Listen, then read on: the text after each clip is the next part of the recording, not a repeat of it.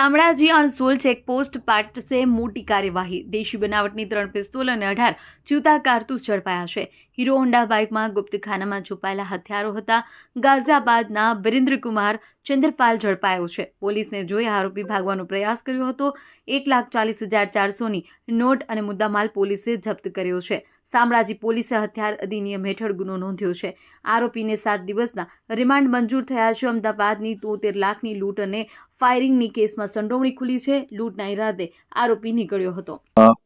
ગઈકાલે શામળાજી ચેકપોસ્ટ ખાતે અમારી ટીમ શામળાજી પોલીસ સ્ટેશનની ટીમ રેગ્યુલર 31 ડિસેમ્બરના કામગીરીમાં ચેકિંગમાં હતી। એ દરમિયાન એક શંકાસ્પદ બાઇક પોલીસને ધ્યાને આવેલું।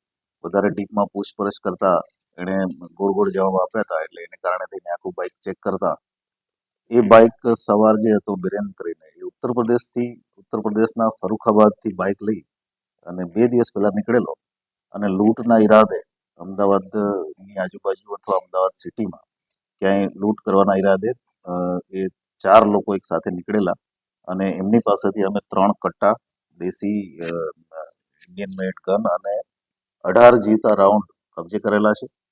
આરોપીનો ઇન્ટ્રોગેશન અત્યારે ચાલુ છે। અમે કોર્ટ પાસેથી 7 દિવસના રિમાન્ડ પણ લીધા છે અને અન્ય આરોપીઓ એમાં પકડવાની કાર્યવાહી માટે એસઓજી દ્વારા તપાસ ચાલી રહી છે અને અલગ અલગ ટીમો અન્ય આરોપીઓ પકડવા માટે અલગ અલગ જગ્યાએ અત્યારે કાર્યવાહી કરી રહી છે।